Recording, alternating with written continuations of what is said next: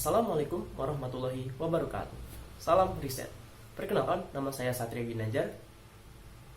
Nama saya Kristianti Kartika Putri.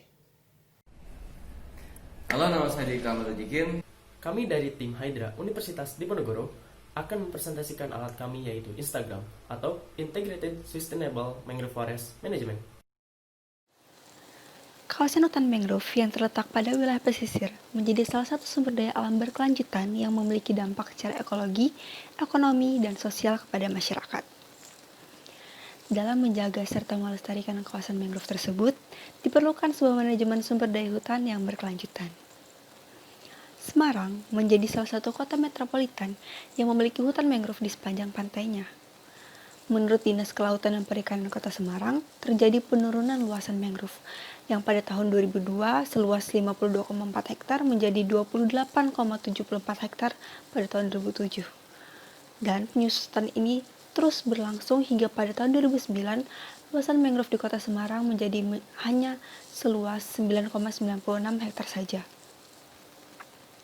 Hal ini disebabkan oleh adanya alih fungsi lahan yang masif menjadi kawasan terbangun, baik berupa pemukiman maupun industri. Dengan adanya teknologi Internet of Things, pengawasan dan monitoring kawasan mangrove menjadi lebih efisien. Di sini, Instagram hadir sebagai salah satu solusi dalam menjaga kelestarian hutan mangrove. Instagram merupakan aplikasi yang membantu dalam manajemen konservasi kawasan hutan mangrove yang berkelanjutan. Aplikasi ini merupakan wujud optimalisasi teknologi dalam meningkatkan kuantitas dan kualitas data kondisi mangrove dari waktu ke waktu. Instagram dilengkapi dengan berbagai sensor yang memungkinkannya untuk mengukur serta mengirimkan data secara aktual melalui penyimpanan awan atau cloud drive.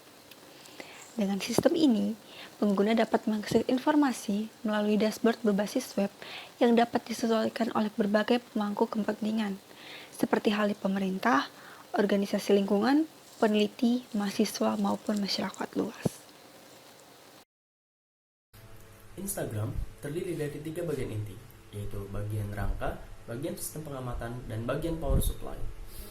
Bagian rangka terdiri dari bagian kaki-kaki penopang yang ditancapkan pada substrat, dan bagian kepala yang nantinya akan diisi oleh berbagai macam alat. Selanjutnya bagian power supply menggunakan panel surya 10 watt peak dan menggunakan akumulator 12 volt 7,2 ampere per hours. Bagian power supply ini nantinya akan dihubungkan pada sistem pengamatan sebagai sumber daya listrik. Kemudian, sistem pengamatan terdiri dari sensor, penghimpun data, pengirim data, dan penyedia internet. Data dicatat oleh sensor yang kemudian dihimpun oleh Arduino Uno yang kemudian nantinya dikirimkan ke internet menggunakan node MCU ESP8266 yang akan diterima oleh cloud dari ThinkSpeak. Data di dalam ThinkSpeak tersebut akan disimpan dan dapat diekspor menjadi beberapa file seperti CSV, XML, dan JSON. Data yang masuk ke dalam ThinkSpeak kami tampilkan di dalam website dan aplikasi Android yang telah kami buat. Penampilan data tersebut pada website dan aplikasi Android ditampilkan secara real time.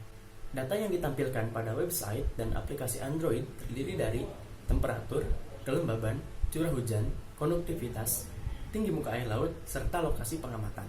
Pengamatan dilakukan di daerah Timbul Sloko Demak yang merupakan kawasan konservasi mangrove yang dikelola oleh Kementerian Kelautan dan Perikanan. Pengamatan di daerah tersebut dilakukan selama 4 hari. Kegiatan pada hari pertama yaitu adalah pembangunan kerangka prototipe yang kemudian kami lakukan pengujian terhadap gelombang dan angin pada daerah tersebut. Pada hari kedua dilakukan percobaan koneksi internet pada sistem pengamatan. Pada hari ketiga melakukan pencatatan oleh sensor yang sudah terhubung dengan internet yang kemudian datanya dapat ditampilkan di dalam website maupun aplikasi Android. Pada hari keempat merupakan evaluasi data.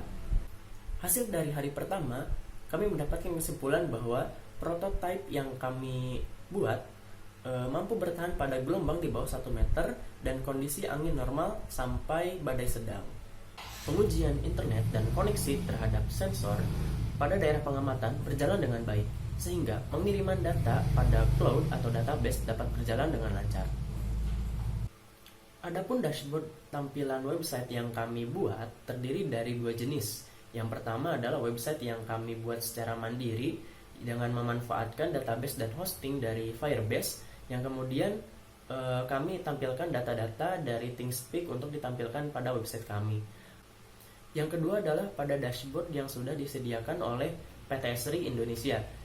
Kami memanfaatkan dashboard tersebut untuk memperluas jaringan project yang kami lakukan sehingga dapat diketahui oleh halayak umum. Halo, nama saya Dika Mutajikin. Saya akan menjelaskan mengenai setiap parameter yang diambil dari alat kami. Data ini merupakan data time series selama 15 jam yang diambil dari pukul 9.00 WIB sampai dengan pukul 24.00 WIB. Di sini saya menampilkan sebuah dashboard yang menampilkan seluruh parameter yang diambil oleh alat kami. Saya akan menjelaskan yang pertama mengenai salinitas. Salinitas tertinggi yaitu 38,59 PSU, yaitu terjadi pada pukul 13.00, dan salinitas terendah pada pukul 23.00 dengan nilai 26,7 PSU. Kemudian untuk suhu permukaan laut tertinggi yaitu 32,4 derajat Celcius pukul 13.00, dan suhu terendah yaitu 26,1 derajat Celcius pada pukul 20.00. Untuk selanjutnya yaitu tinggi muka air laut. Tinggi muka air laut tertinggi yaitu bernilai 129 cm pada pukul 09.00, yaitu pada pagi hari. Kemudian tinggi muka air laut terendah yaitu pada pukul 17.00 dengan nilai 66 cm. Dan yang terakhir merupakan kelembaban udara. Kelembaban udara di daerah Timbus Loko terendah yaitu 56% terjadi pada pukul 14.00 dan nilai tertinggi yaitu 95% pada pukul 23.00. Dari berbagai jurnal dan peraturan Kementerian Lingkungan Hidup, kami telah merangkum sedikitnya 4 indikator untuk kesehatan mangrove. Yang pertama, salinitas. Salinitas ideal untuk vegetasi mangrove yaitu 29 sampai dengan 33 PSU. Kemudian kelembaban yaitu bernilai lebih dari 53,3%. Kemudian suhu lebih besar dari 28 derajat Celcius, dan selanjutnya tinggi muka air laut kurang dari 50 cm. Itulah nilai ideal dari setiap indikator ataupun parameter untuk kesehatan mangrove. Jadi dengan adanya indikator ini dapat dipastikan apakah mangrove itu dapat bertahan hidup ataukah sakit ataupun mati, seperti itu. Dengan adanya alat ini merupakan kontribusi kami untuk menjaga dan melestarikan hutan mangrove yang ada di pesisir, salah satunya di daerah Timbus Loko, Kabupaten Demak. Seperti diketahui bahwa vegetasi mangrove berperan penting dalam menanggulangi bencana pesisir, yaitu salah satunya adalah abrasi pantai. Dengan adanya alat ini merupakan sebuah terobosan Internet of Things dalam melakukan monitoring microclimate untuk vegetasi mangrove, sehingga dapat meningkatkan keberhasilan tumbuh dan berkembangnya vegetasi mangrove di kawasan hutan mangrove di Desa Timbus Loko, Kabupaten Demak.